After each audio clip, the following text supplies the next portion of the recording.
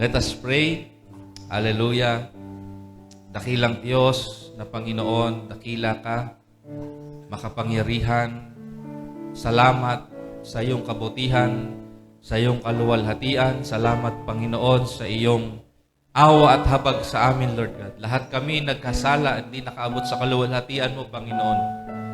Ngunit dahil sa dakilang habag mo, sa biyaya mo, Panginoon, ay iyong isinugo ang iyong kaisa-isang anak upang tubusin kami mula sa amin pong mga kasalanan at kami ay mapatawad, mapawalang sala, Panginoon, upang kami makalapit sa iyo, upang kami magkaroon ng tunay na relasyon sa iyo, Panginoon. Hindi dahil sa aming ginawa, kundi dahil sa iyong ginawa, Panginoon, sa krus ng Kalbaryo.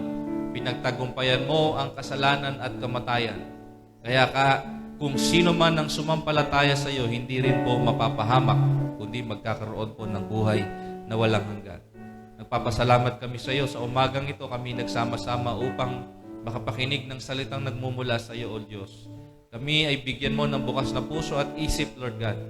At kasangkapanin mo po ang buhay ko, Panginoon, upang maipahayag ang katotohanan mo. Magbigay sa amin, Lord God, ng kaliwanagan at magdulot ito ng pagbubunga sa aming buhay bilang mga anak mo. Hallelujah. We praise you, Lord. We welcome your Spirit to minister to us this morning. In Jesus' name we pray. Amen. Amen. Palakpakan po natin ang Panginoon. Hallelujah. Hallelujah. So, ilabas po natin ang ating mga Bible, notebook, ballpen. Mag-notes po tayo. Ang pag-uusapan po natin ngayong umaga is the man and the mission. Sabihin nyo nga po, the man and the mission.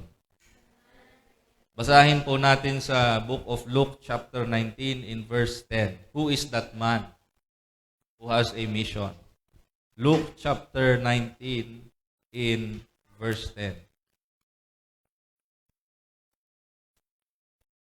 Yan, the man and the mission. Luke chapter 19 in verse 10. Yan. Can we read po?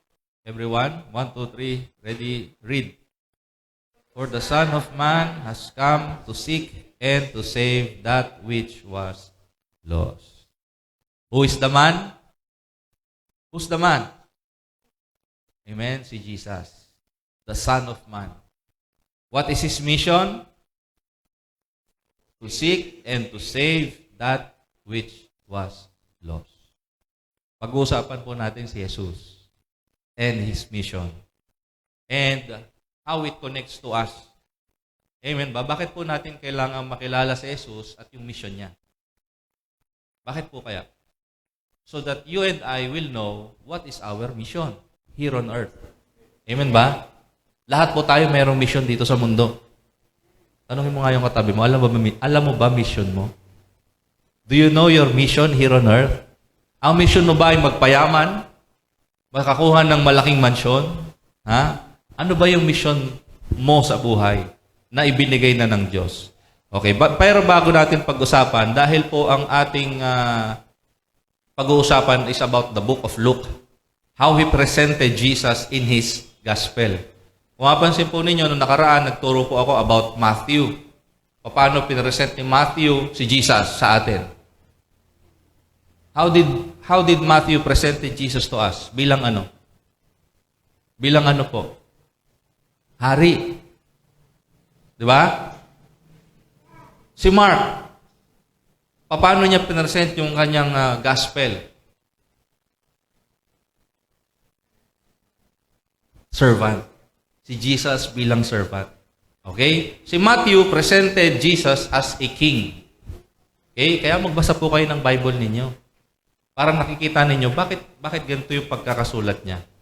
Sa Mark, doon pinakita yung pagiging servant naman ni Jesus. Pinagsilbihan niya, pinaglingkuran niya po lahat. Dito po naman, sa Luke, ang pagkakapresent po ni Lucas kay Jesus ay isang tao na mayroong misyon. Hello? So, pag-uusapan po natin the man and the mission. Ano po ba yung mga makikita po natin sa buong aklat ng Lucas? So, there are key themes in the book of Luke. Number 1, okay, these are key themes in the book of Luke. So when you read the book of Luke as a whole, ito po yung makikita ninyong mga tema. Number 1 is the arrival and the actual presence of the kingdom of God.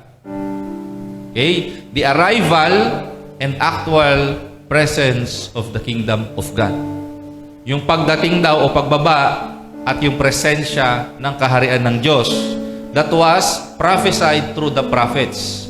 When you read the Old Testament, yung paghahari o yung pagdating ng kaharian ng Diyos, nakasulat na po sa Old Testament. It is fulfilled through the ministry of Jesus. Amen? And is continued on by the church. Amen ba?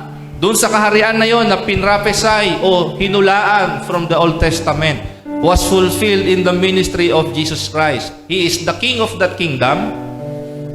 And His kingdom composes of kingdom citizens. Amen? And that's the church. Ang church po yung pinaghaharian ng Panginoong Hesus at ng Kanyang Espiritu Santo, hindi po yung mundo. Kasi kung yung mundo, pinaghaharian ni Jesus, hindi dapat walang nandadaya sa eleksyon. Amen ba? Walang nagiilahan pababa. Tama ba? Pero sa church, sa simbahan, sa iglesia, nandoon naghahari Panginoong Jesucristo, yung mga tao na pinaghaharian ng Kanyang Espiritu at ng Kanyang salita. Sila yung Kanyang kingdom citizens. That's the church. Hindi po church yung samahan, hindi church yung pangalan. Ang church po yung mga tao na pinaghaharian ng salita ng Diyos at ng Espiritu Santo. Amen ba? Pag sinabi pong church, hindi yung building. The church is the assembly of men and women whose hearts are ruled and reigned by the Word of God and by the Spirit of God. Hindi po ibig sabihin nasa loob ka ng church, you are already a Christian.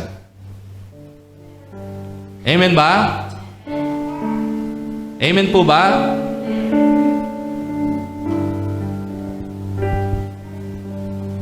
Hindi ibig sabihin na nasa loob ka ng SM, anak ka na ni Henry C. Meron ka ng karapatan na manahin yung yaman ni Henry C. Hello? Minsan nandoon ka lang para mag-window shopping. Tama ba? Marami pong tao ganyan. Kaya pumapasok ng simbahan para malamigan lang. Di ba mainit ngayon? Mamaya yung mga tao, tingnan nyo, ang daming tao sa SM. O kaya sa Robinson, sa mga mall. Kasi mainit sa labas eh. Yung ibang mga Christian churches kasi, pinagpala ni Lord naka-aircon, malamig. Kaya yung ibang mga, sabihin nating mga Kristiyano, nagpupunta ng church kasi aircon. Sabi mo sa katabi mo, hindi ako yun. Sabi mo sa katabi mo, hindi ako yun. Hindi po tayo nasa loob ng church para kilitiin yung ating mga tenga. We are here so that we will hear the Word of God. And the Word of God is truth. Amen po ba? Amen.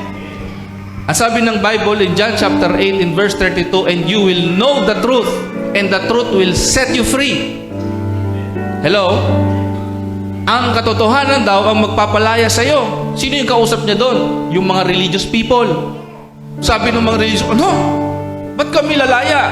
Hindi naman kami bihag. Hindi nila alam, bihag sila, alipin sila ng ano? Kasalanan. Hello? Hanggat pinaghaharian tayo ng kasalanan, hindi pa tayo malaya. Pero ang anak ng Diyos, si Jesucristo, totoo siya nagpapalaya. Amen? Amen ba? Sumigaw ng amen yung mga pinalaya ng Panginoon. Amen! Oh, konti lang. Sumigaw yung mga pinalaya ng Panginoon. Ayun, dumami na. Okay. And yung arrival and presence of the kingdom of God will also come in finality and in completeness pagdating po ni Jesus. Pagbalik po niya. Anong mangyayari po sa final o sa complete coming ng Panginoong Jesus? Physically, makikita siya ng buong mundo. And during that time, na pagbaba niya po dito, hindi na po siya tatanggap ng repentance. Maghahari na po siya sa mga nagrepent na at nagbigay na ng buhay sa Kanya. Amen po ba? He will come to judge this earth. At lahat po ng mga taong hindi nakasulat sa aklat ng buhay sa langit, ay ano mangyayari sa kanila? Uhukuman po sila. Wala na po silang pagkakataon when Jesus comes in the second time. Wala na pong pag-asa yung mga taong hindi nagsisi ng kasalanan. Amen? At nagbigay ng kanilang buhay at pananampalataya sa Kanya. So ngayon po, we are under the dispensation of grace. Nasa panahon po tayo na nandito yung biyaya ng Diyos. Malaya nating napapakinggan ng salita ng Diyos. Malaya nating na tatanggap ang pangangaral ng salita ng Diyos. Para tayo'y magbago, para tayo magsisi sa kasalanan. This is the perfect time na ialay at bigay natin yung ating buhay sa Kanya. Amen ba? Okay, so that's the first. Key themes in Luke number 2 is the coming and dwelling of the Holy Spirit upon Jesus and His followers. So makikita nyo po yan pag binasa nyo ang Lucas. Makikita nyo yung tema ng pagdating o pagbaba ng Espiritu Santo at pananahan ng Espiritu Santo kay Jesus at sa kanyang mga tagasunod. Amen ba?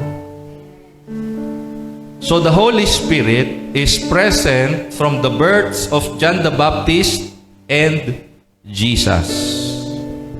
It was foretold by the Spirit na ipapanganak daw si John the Baptist at si Jesus. And the Holy Spirit is present at Jesus' dedication in the temple, His baptism, temptation, early ministry, and first sermon until the end of His life. Yan po ay tema ng Lucas. Makikita niyo po lagi nandoon ng Espiritu Santo sa ministry ng Panginoon. At during His birth, during His development as a child and a boy, there was the Holy Spirit when He was launched for public ministry and all throughout His ministry. Amen ba? Hanggang doon sa kanyang panalalangin sa Garden of Gethsemane, hanggang siya ay mamatay at mabuhay na muli mula sa mga patay. Hanggang siya ay umakyat sa langit. Amen ba? Praise God. So the Holy Spirit is central to the message of John the Baptist. Okay? So basahin nyo na lang po. Nandiyan po yung mga reference, no? Scriptural reference. The Holy Spirit is promised to come after Jesus' ascension. Pinangako po ang Holy Spirit nung umakyat po si Jesus sa langit. Sabi niya, hindi ko kayo iiwan. Ibibigay ko sa inyo ang pangako ng Ama, who is the Holy Spirit. So ang Holy Spirit po ang iniwan ng Panginoon po sa atin para tulungan tayo na makasunod sa Kanya. Amen ba? Number 3, the emphasis of God's love for the poor, the tax collectors, the outcasts, sinners, women, Samaritans, and Gentiles, which you will see in the story of the prodigal son, the Samaritan woman, and Zacchaeus. Mababasa niyo po lahat yan sa book of Luke. Amen ba? When you read the book of Luke, you will see the emphasis of God's love for everyone. Especially for the poor, the tax collectors, the sinners. Amen? Tayong lahat po yun. Number 4. In the book of Luke, believers are to live a life of prayer and practice good stewardship with their possessions. Amen ba? Are you practicing good stewardship of your time, of your talent, your treasure? Number 5, in the book of Luke, the danger of riches is constantly emphasized. Amen? Andiyan po yung scripture references. Basahin niyo po yan. Pag-aralan po ninyo. Amen? The danger of riches. Okay? Ayan. Basahin niyo na lang po kasi I have no time to explain every point. Okay? Gusto ko pong i-focus natin is the man and the mission. Binibigyan ko lang po kayo ng overview sa book of Luke para naman ganahan kayong basahin yung Bible ninyo. Amen po ba? No? Makikita nyo po yung mga yan dyan sa book of Luke. Now, next, Luke gives the most complete account of Jesus' ancestry, birth, and development among the Gospels. Ibig sabihin, in comparison to the book of Matthew, Mark, and John, ang aklat po ng Lucas ang nagbigay ng pinakakumpletong account from the birth of Jesus to His ministry, to His development, actually pati yung ancestry niya. The most complete, the most literary, in the sense na parang historical and chronological yung pagkakasulat po ng aklat ng Lucas. Amen ba? So ganito siya sinulat ni Lucas sa Tagalog. Lucas chapter 1 verse 1 to 4, sabi rito, "Kagalang-galang na Theophilus, marami na ang sumulat tungkol sa mga nangyayari rito sa atin. Isinulat nila ang tungkol kay Jesus." Amen? "Na isinasalaysay din sa amin ng mga taong nangaral ng salita ng Diyos at nakasaksi mismo sa mga pangyayari mula pa noong una." By the way, si Luke po is a doctor or a physician. Amen? Meron ba kayong mga kilalang doktor? May kakilala kayong doktor? Hindi naman sila magiging doktor na wala silang mataas na pinag-aralan. Amen ba? Therefore, Luke was a man of intellect. Amen? Sabi niya, inaral niya. Okay? Inaral po niya. Inig niya mula mismo sa mga saksi, sa mga nangyari noong una, na mga sinasalaysay daw ng mga tao tungkol kay Jesus. Because Luke was not present when Jesus was alive. Si Lucas po ay nawin lang or nashare ni Apostle Paul during his missionary journey in Antioch. Hello? Nagpunta po si Pablo sa Antioch, nangaral ng mabuting balita, at isa si Lucas sa mga naniwala sa mabuting balita. Amen? Siya ay na-disciple, lumago sa kanyang pananampalataya, at para magkaroon po ng matibay na pundasyon yung mga iglesia, sinulat niya itong sulat na ito. Amen? At yung Book of Acts is the extension or sequel ng Book of Luke. Kasi yung Acts po or yung mga gawa, si Lucas din po ang sumulat noon. Amen? So, sabi rito, pagkatapos kong suriing mabuti ang lahat ng ito, sabi niya, pinag-aralan niyang mabuti. Yung mga sinaysay ng mga nabuhay nung kasama si Lord, kasi po, narinig din niya yung mga kwento ni Pedro, yung kwento ni Pablo. Amen? So sabi niya, pagkatapos kong suriing mabuti ang lahat ng ito, kayo po ba, sinusuri niyo po ba yung mga Bible ninyo? Sinusuri ba nating mabuti? Amen? Mula simula, minabuti kong sumulat din ng isang maayos na salaysay para sa iyo. Kita niyo po yon? Minabuti daw niya na sumulat ng isang maayos na salaysay. Wow! Para maintindihan mo. Amen? Yung buhay ni Jesus. Kung paano siya nagsimula, kung paano siya nag-grow. Amen?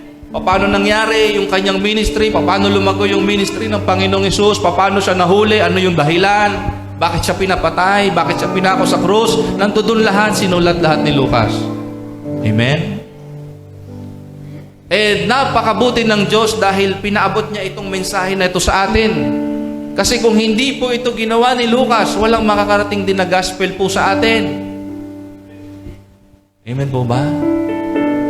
Hindi natin makikilala yung tagapagligtas. Biro nyo, these people who wrote the scriptures, yung iba sa kanila pinugutan ng ulo, yung iba hiniwa dito sa may bewang, yung iba tinali yung kamay at paa ng lubid, sa dulo mayroong mga kabayo. Imagine niyo na lang kung ano nangyari. Kasi bakit? Kasi pinangahawakan nila yung salita ng Diyos. Tapos tayo ngayon, dahil binibili na lang natin yung Bible, ay ba, mamaya na lang yan.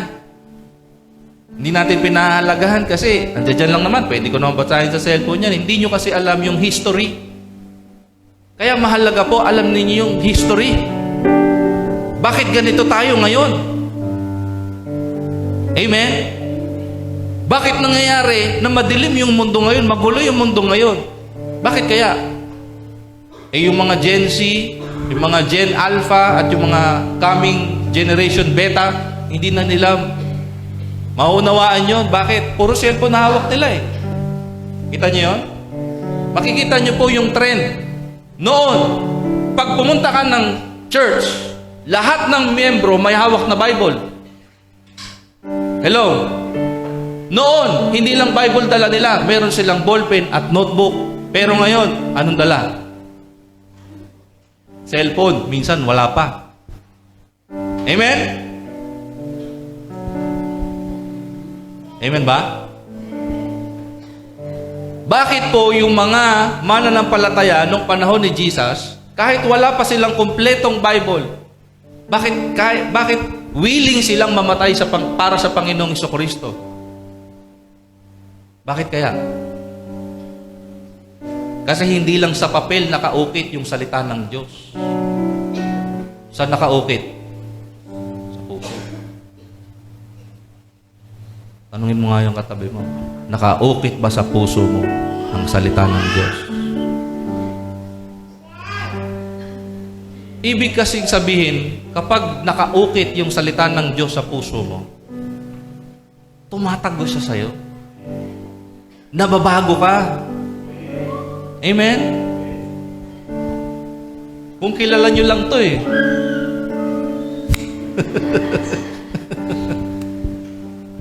Nababago. Amen? Palapakan naman natin si Lord. Yung bata nag-amen, no? Praise God. Sabi ni Lucas, sumulat daw siya ng maayos na salaysay para sa iyo, para sa atin, upang lubusan mong matiyak na totoo. Sabi niyo nga po, totoo. Na totoo ang mga aral na itinuro sa iyo. Amen ba? Kaya kailangan sigurado tayo, sigurado kayo na tama yung napapakinggan ninyo. Huwag yung nagbasa dito, tapos babasahin doon sa kabila, babasahin doon sa kabila, na para lang mapagtugma niya yung kanyang topic. Pero hindi mo nakilala si Jesus. Because the purpose of the Word of God is to know Jesus. Amen ba? John chapter 5 verse 39. Sana po naliliwanagan kayo mga kapatid. Amen? Hindi po purpose ng salita ng Diyos to get you rich. Para yumaman tayo. Sabi diyan, sinasaliksik nyo ang kasulatan sa pag-aakala na sa pamamagitan nito'y magkakaroon kayo ng buhay na walang hanggan. Ang kasulatan mismo ang nagpapatotoo tungkol sa akin. Sino nagsasalita? Si Jesus. So when you read the Bible, it's not about you. It's not about yourself. It's about Jesus.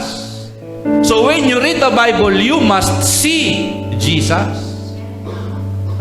Although, in the Bible, nandyan po yung kaparaanan ng Diyos, paano mapagpala yung kanyang sambayanan. Yung kanyang mga anak, paano mapagpala. Yes, there are blessings in the Scriptures. But first and foremost, the priority of Scriptures is may pakilala si Jesus. Makilala mo si Jesus. The purpose of the Bible is not to establish religion, no. The purpose of the Scriptures is to establish believers in the relationship with Jesus. Amen? Palapakan naman natin si Lord. Okay, balikan po natin yung ating pinag-uusapan. So ito po yung salaysay. Okay, number 1, the infancy narrative. Makikita nyo po sa Lucas, talagang isinaysay paano na foretell yung kanyang kapanganakan. Okay, the birth of Jesus foretold in chapter 1 verse 26 to 28, and the birth of Jesus in chapter 2 verse 1 to 52. Okay, Jesus was born, Jesus was presented in the temple, and he grew up, he was in the temple. Bakit kaya siya nasa temple? Kita niyo yan ha? Pinanganak si Jesus as a man, as a boy, as a child. Hindi siya bumaba dito na hari na siya. He humbled himself like a man. Amen? And he was presented in the temple, and as he grew up, habang siya'y lumalaki, ito yung kanyang kaugalian. He was listening to the teachers in the temple. Kaya dapat, yung mga anak po natin, tinuturuan nating makinig kahit nasa church sila. Amen ba? Turuan natin silang makinig ng Word of God pag nasa church sila. Amen po ba? Kasi ganun si Jesus lumaki. Hindi dahil Diyos siya. Diyos nga ako, ba't ako makikinig dyan? Alam ko na lahat yan, pero He submitted Himself. Amen po ba? Huwag nating iisipin na magaling na tayo. Okay? Ganun si Jesus. Number 2, the preparation for the ministry of Jesus. Paano po na-prepare si Jesus bago siya mag-launch out sa ministry? Hindi dahil alam niya na yung destiny niya, dumiretso na sa doon. No.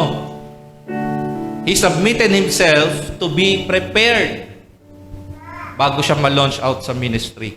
So, John the Baptist prepares the way in chapter 3 verse 1 to 20. Now, after that was Jesus' baptism, His genealogy, and His temptation. And number 3, nag-start na po yung kanyang ministry in Galilee. And after that, number 4 is His journey to Jerusalem and His ministry to Jerusalem. Okay? Kita nyo, pinuntahan niya yung Galilee. Kasi po sa Galilee, doon siya naggaling. Nazareth, Galilee, Bethlehem, doon siya nag-minister una. Then, He journeyed to Jerusalem. After His journey to Jerusalem and His ministry to Jerusalem, kasi po Jerusalem is the center of religion during His time. So nakabangga po niya yung mga religious people when He ministered in Jerusalem. Ano nangyari? Yung mga Pharisees, teachers of the law, was offended of the teachings of Jesus Christ. Okay? That's why, number 5, suffering and death of Jesus. Gumawa ng paraan yung mga Pharisees and the teachers of the law para huliin si Jesus at papatay. Kasi nga po, nauubusan na sila ng miyembro. Lahat nakikinig na kay Jesus. Kasi si Jesus nagpapagaling. Si Jesus mahal yung mga mahihirap. Si Jesus mahal yung mga makasalanan. Yung mga hindi karapat-dapat, niyakap niya, inabot niya. Amen? Yung mga tumalikod, inabot niya. Amen? And lastly, number 6 is the resurrection of Jesus in chapter 24, verse 1 to 53. Okay? To sum it all, ang aklat po ng Luke presents Jesus as the perfect man. So when you look, for example, for a perfect man or a woman, kailangan niyong makita si Jesus sa kanya. Amen? Malalaman niyo sa kanyang pasimula, yung kanyang process, paglaki, yung kanyang paglago, until siya ay na-launch out o na-send out ng Panginoon for ministry. When I talk about ministry, hindi po automatically ministry sa church. Pastor ka, worship leader ka, musician ka, or anything else. Sometimes you can be sent by God sa opisina, sa office mo, sa school mo. Pwedeng ministry po yun eh. Amen po ba? Hindi ibig sabihin na wala kang title na pastor or worship leader, wala ka ng ministry. Kung saan ka nilagay ng Panginoon ngayon, kung nasan ka ngayon, that's your ministry. Your school, your office, your business, your family is your ministry. Amen? Okay, pag-usapan po natin, the man and the mission. Can we say that again? The man and the mission. Okay, basahin po ulit natin sa Lucas chapter 19, verse 10. Sapagkat ako na anak ng tao ay naparito upang hanapin at iligtas ang naliligaw. Tingnan mo nga yung katabi mo. Hindi ka ba naliligaw? Sabi ni Jesus, ako ay naparito. Para ano? Ano yung kanyang mission? Upang hanapin at iligtas ang mga naliligaw. That's the mission of Jesus. Amen ba? Now, sabi niya, naparito ako upang hanapin. Alam niyo po yung word na hinanap? Para sa taong ligaw, o para sa taong naliligaw ng landas, napakasarap marinig na ikaw ay hinanap. Amen? Kasi pag sinabing hinanap, hindi kanya alam kung saan nagpunta eh. Pero yung tao na humahanap, nag-effort siya para hanapin ka. Hinanap niya yung footsteps mo, yung amoy mo, ano pa? Diba? Merong effort pagka may search and rescue. Diba yung iba, halimbawa, napunta sa island, naglalabas sila ng resources para hanapin yung taong naligaw sa isang isla. Tama po ba? Magpapadala ng helicopter, ng bangka, at kung ano-ano pa. Amen po ba? So si Jesus, nag-spend din siya na kanyang resource para hanapin tayo. Ang Ama, He spent His resource to seek for us and to save us. Ano yung binigay ng Diyos para hanapin tayo? Si Jesus. Amen? Kaya yung tao, pag nakita si Jesus, nawawala sila sa kanilang pagkaligaw. Di ba? Nagiging tama yung kanilang landas. Amen?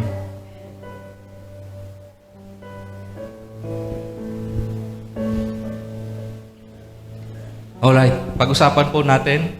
Before Jesus began His mission, He submitted Himself to process. Sabihin nyo nga po, process.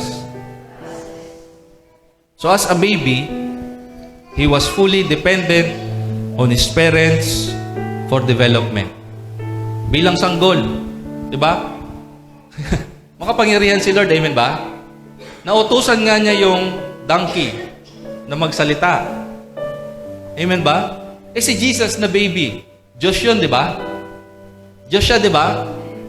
Pwede niyang gawin na kahit baby siya, magsalita siya sa kanyang mga magulang. Ako ang Diyos, di ba? Habang dumitende siya, pinatende siya ni Maria, bigla niyang sabihin kay Maria, Maria, ako ang Diyos. Pero, hindi niya ginawa. Okay? So, he was fully dependent on his parents for development. Ano matututunan po natin dito? Ipagpalagay mo na ikaw yan.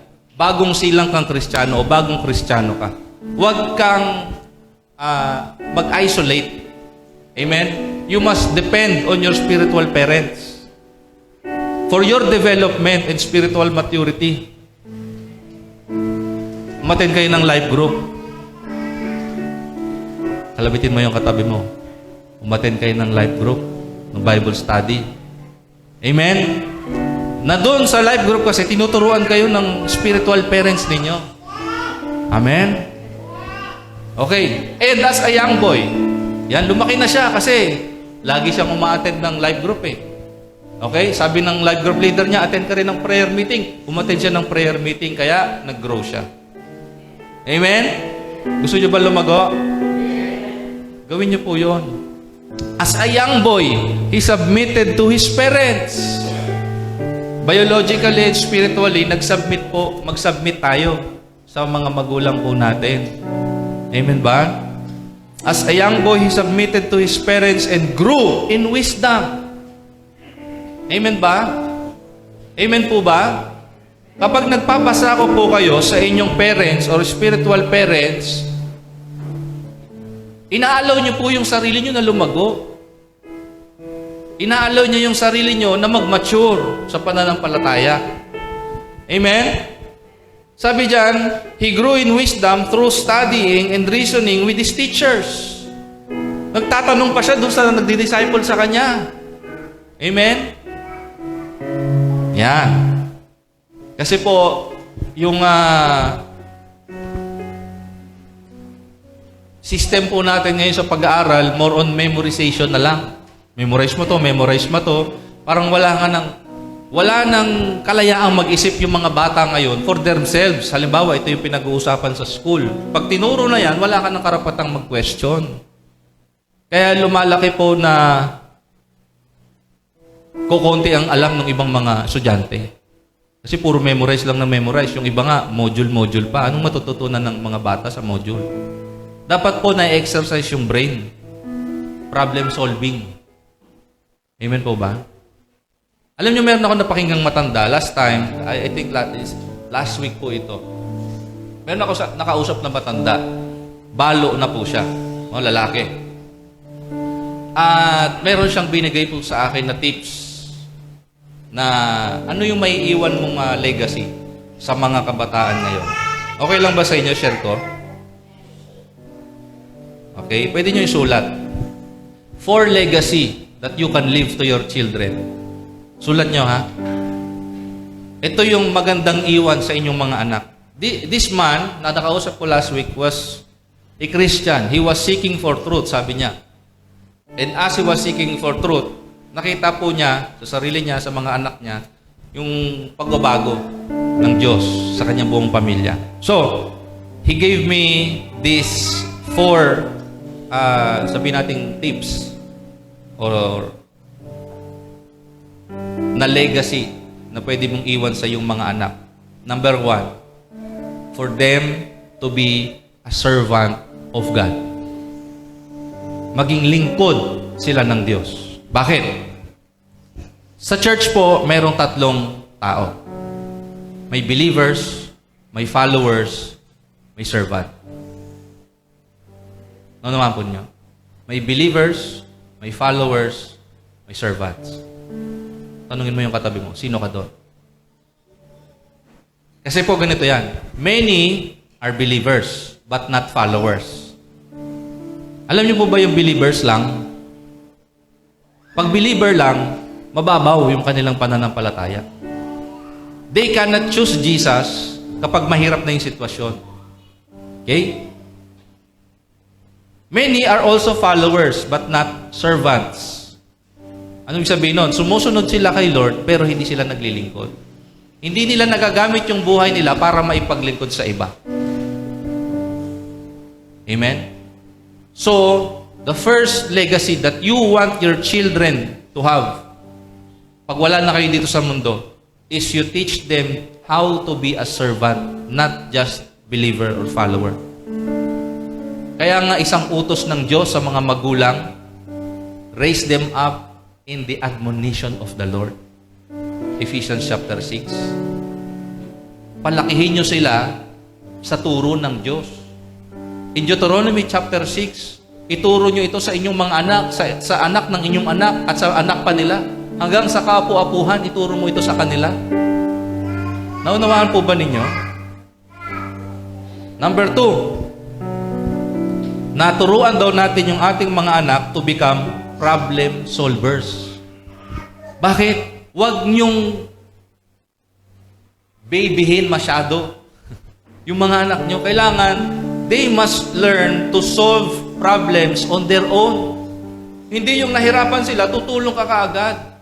Diba? May hinanap sila, ibibigay mo agad. You must teach them how to be problem solvers. Amen. Amen. Yung isa ko pong kaklase nung high school, meron siyang anak, I think nasa 9 to 12 years old.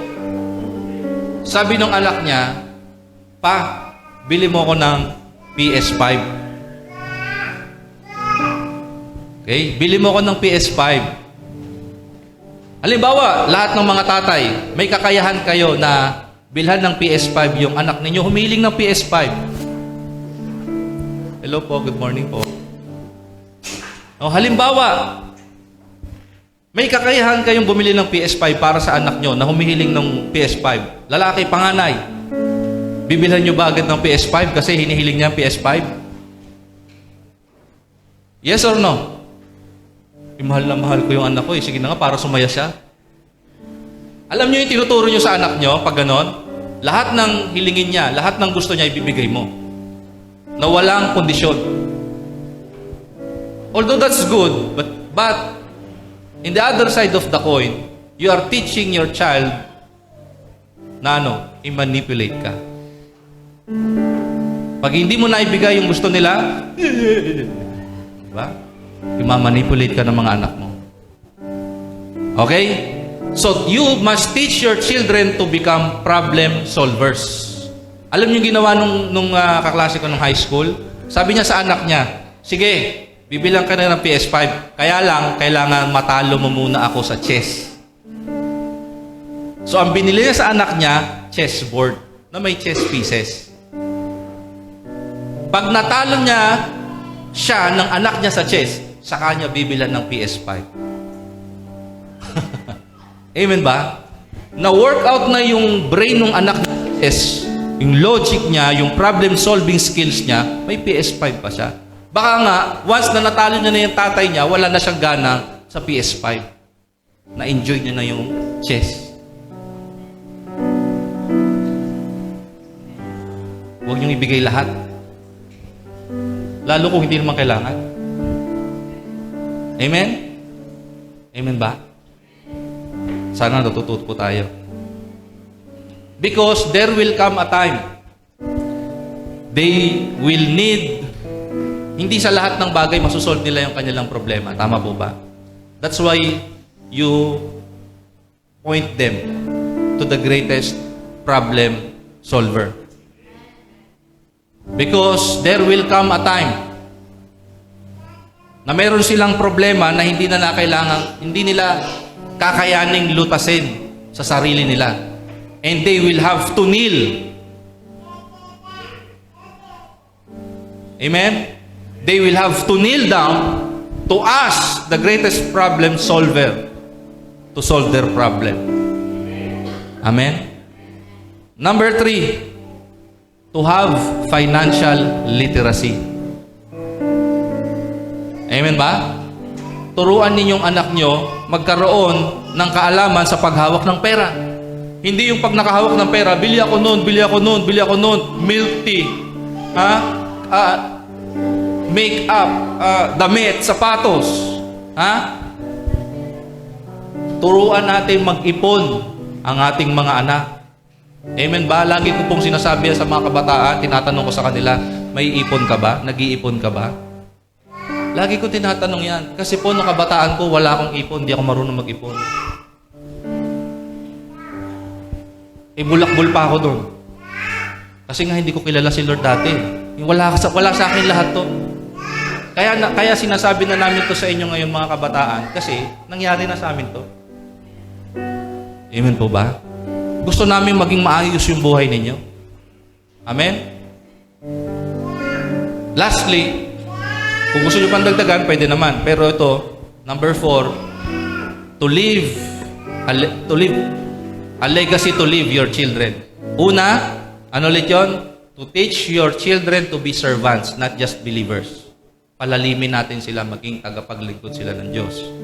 Pangalawa, maging problem solver sila. Pangatlo, magkaroon sila ng kaalaman sa paghawak ng pera. Okay? Number 4, they need to learn how to live healthy. Amen? Pakainin natin sila ng gulay, prutas. Huwag puro pork steak. Huwag puro chicken. Kailangan marunong silang kumain ng gulay. Amen po ba? Amen po ba? Kung gusto nyo na, mga kabataan, tingin kayo sa akin, kung gusto po ninyo na ma-enjoy nyo yung buhay ninyo pag may trabaho na kayo, kasi alam nyo po ba, nakakalungkot na tumataas po yung cases ng chronic kidney disease sa ating bansa. Ano nangyari pag mayroon kang chronic kidney disease? Idadialysis ka na. Minimum 3 times a week. Pag hindi ka po dinialysis, ano mangyayari sa'yo? Magkakaroon ka ng organ failure, maaga kang mamamatay. Ano po yung sanhi ng chronic kidney disease? Mahilig sa chichirya, mahilig sa soft drinks, mahilig sa taba, hindi kumakain ng gulay, mahilig sa instant noodles. Kaya lagi kayong uminom ng tubig, kumain ng gulay, kumain ng prutas. Pag iinom kayo ng liquid, dapat madalas walang kulay, tubig lang. Sa kape, huwag 3-in-1, magbarako na lang kayo. Huwag din kayong laging magpupuyat. Amen po ba? Amen ba? Anyways, balik tayo sa pinag-uusapan natin. Natuto ba kayo? Palakpakan natin ang Panginoon. So,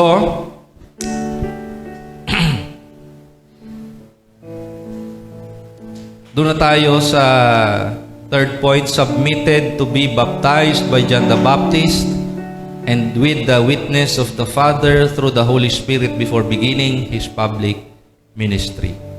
So the mission begins. Sabihin nyo, the mission begins. Okay, to seek and to save that which was lost. Ako na anak ng tao ay naparito upang hanapin at iligtas ang mga naliligaw. Paano to ginawa ng Panginoon? First, He begins His healing ministry. Amen? Pangalawa, siya ay nagturo sa mga sinagoga. He preached in the synagogues. Third, He called for His first disciples. Sabi mo sa katabi mo, tinatawag ka na ni Lord. Amen. Nung tinawag sila ni Lord, anong ginawa ni Lord? He teach or He taught the disciples. Tinuruan yung mga disciple. Therefore, as a Christian, it's not enough for you to just attend Sunday service. You must submit yourself to an organized study or a structured study for the benefit of your spiritual growth.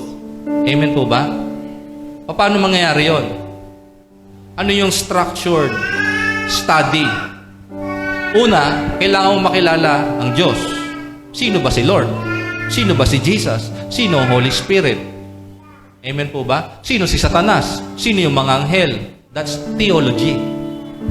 Kailangan mo mag-aral ng theology. All Christians must be theologians.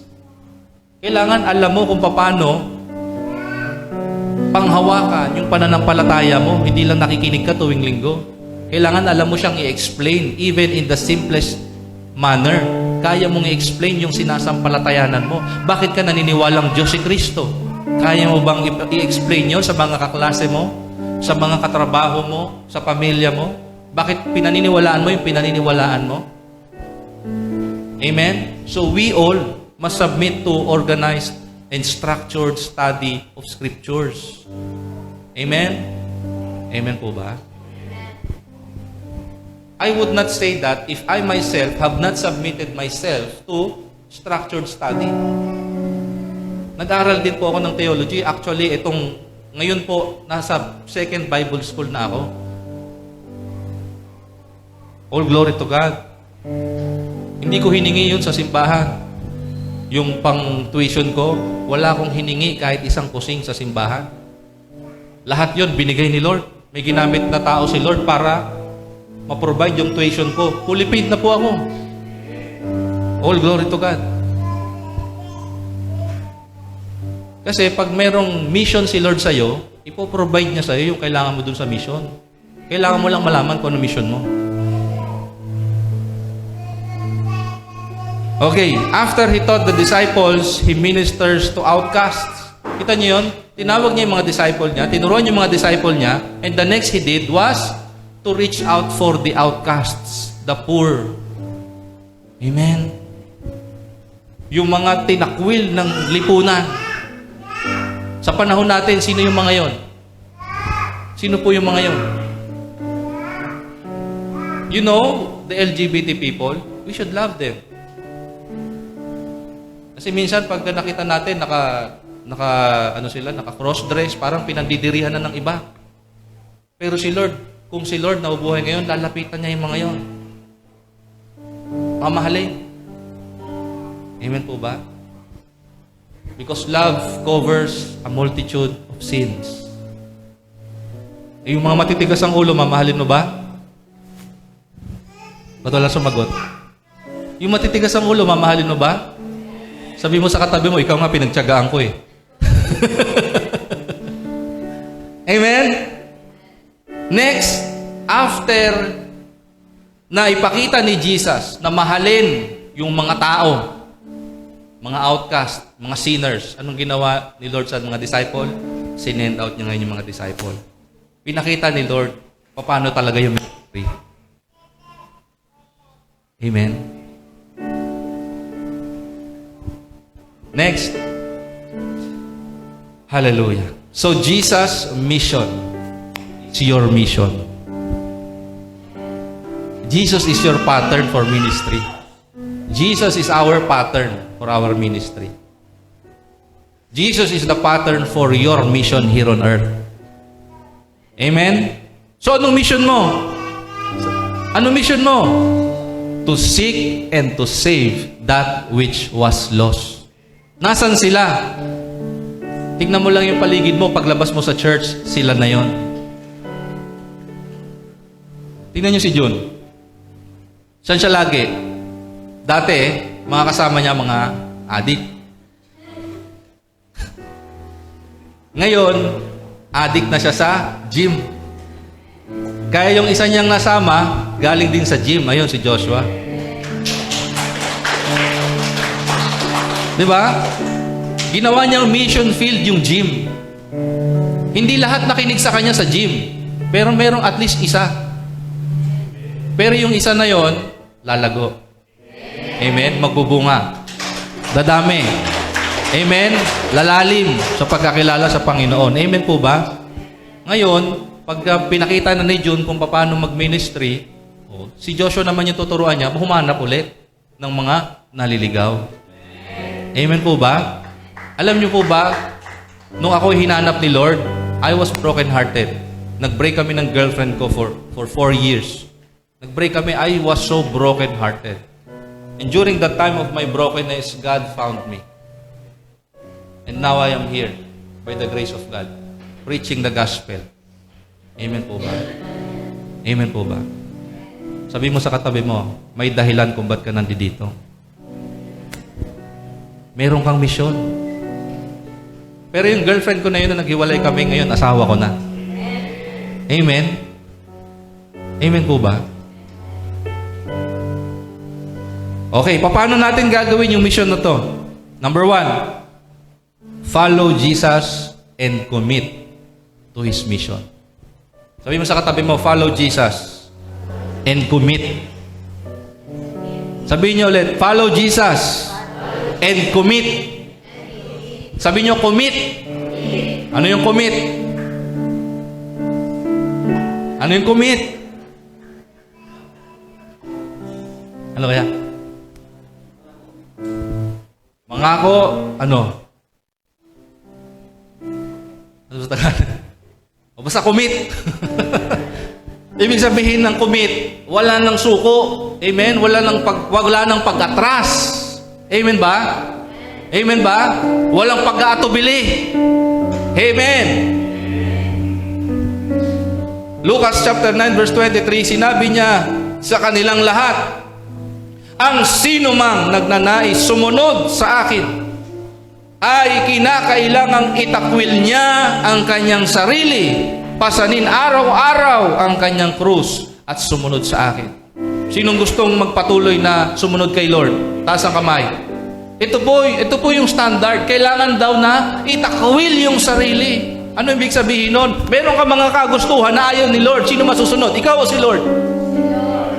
Diba? Tinatamad ka bumangon ng umaga ng Sunday kasi hinaanto ka pa. Sino masusunod? Yung katawan mo o si Lord?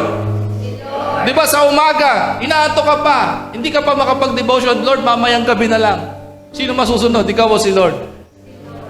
Amen? Nililigawan ka ng unbeliever na papunta ng kasalanan yung ginagawa niya.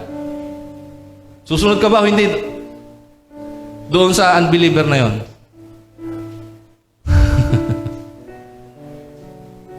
Diba? Kinakailangang itakwil ang sarili.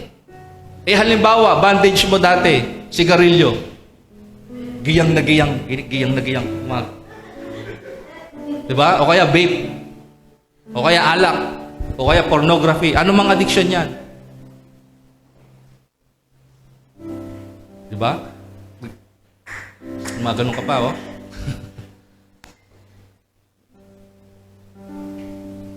Kailangang itakwil ang sarili.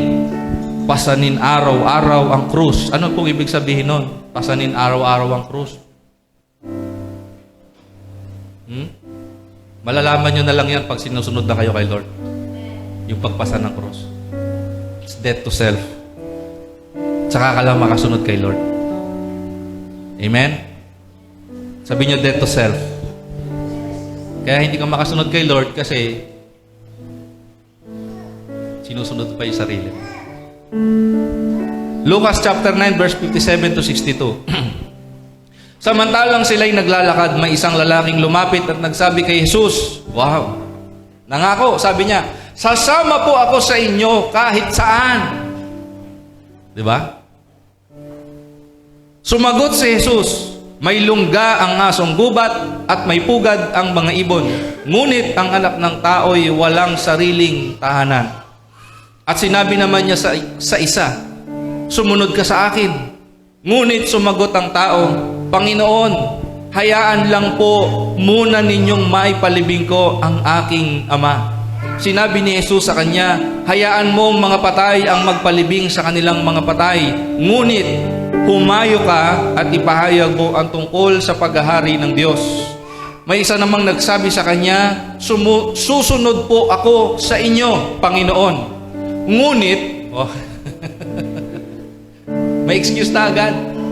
Yung pangalawa, sinabihan ni Lord, sumunod ka sa akin. Sabi niyo isa, wait lang Lord. Pero ito, sa kanya na nanggaling, nasusunod siya, pero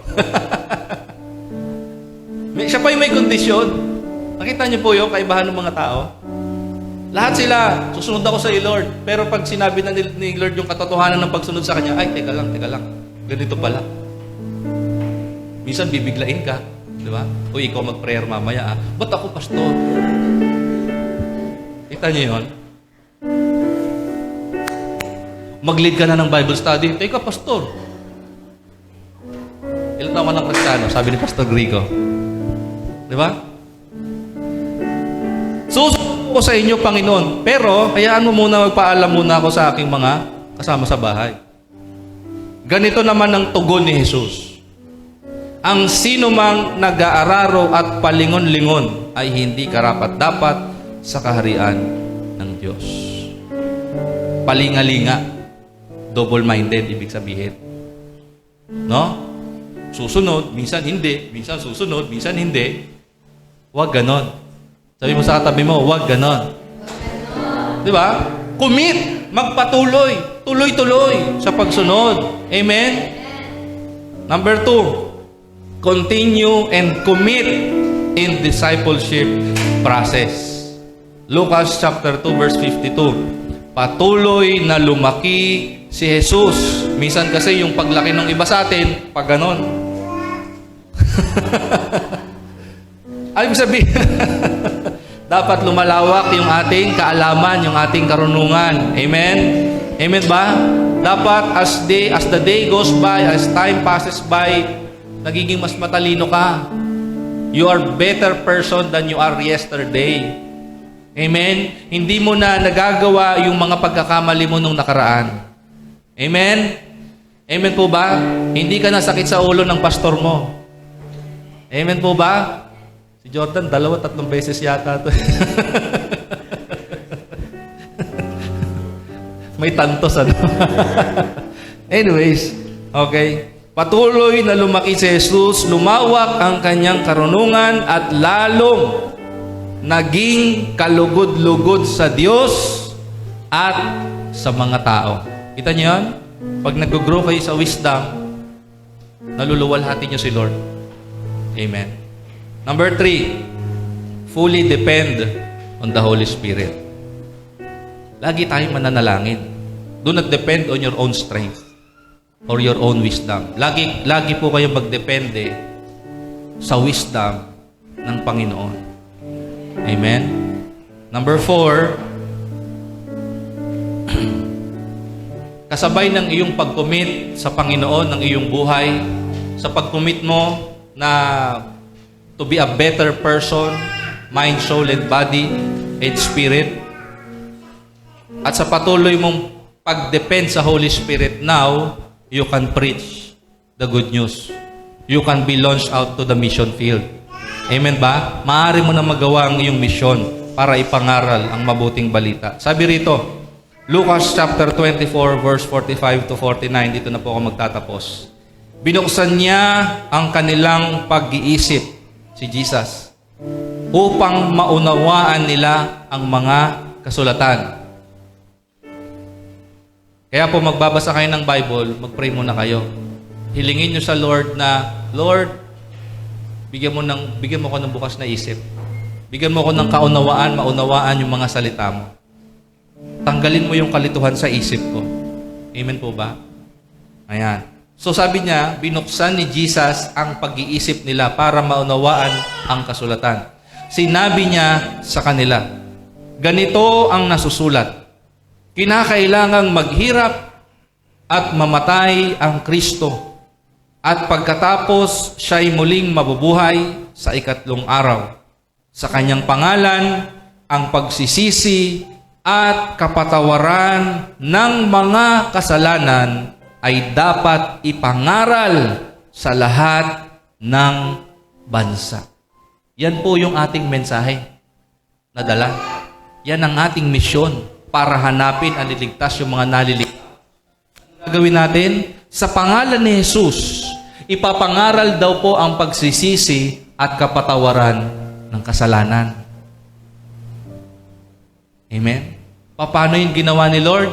Sabi doon sa unang verse, kinakailangang maghirap at mamatay ni Kristo. That's the gospel. Amen? Ganun lang kasimple yung mission natin. Ipakilala itong mission, ipakilala kung paano tayo maliligtas. No? Ipaalam sa mga tao kung paano sila maliligtas. Kasi po ang mga tao ngayon sobrang worldly minded. Hindi na po nila naiisip karamihan sa mga tao ang eternal life. Most of the people are living in the here and now. Amen? Hindi na dun sa afterlife. Amen? So we should, by the help of the Spirit, open the eyes of the people. What comes next after your death? Amen? Kasi nakakalungkot po na maraming namamatay na tao na hindi alam yung kanilang misyon. Amen? Sabi rito, kaya kayo ang mga saksi sa mga bagay na ito, tandaan ninyo, isusugo ko sa inyo ang ipinangako ng aking Ama, kaya't huwag kayong aalis sa Jerusalem hanggat hindi kayo napagkakalooban ng kapangyarihang mula sa langit. Ang sinasabi po dito ng Panginoong Hesus na kapangyarihang mula sa langit ay ang Espiritu Santo. Amen? Amen po ba? Paano po napuspos ang Panginoong Hesus ng Espiritu Santo? He submitted Himself. Even He was God. He submitted Himself to process. He was so humble enough to go to the process of being a man. Amen? To fulfill His mission. Tanong ko po sa inyo, do you want to fulfill your mission here on earth? Do you want to fulfill? Amen? So Jesus, in the book of Luke, He presented to us an example of the man and the mission. So you have a mission. We have a mission. Willing ka po ba to take part of this mission? Are you willing? Let us all stand up.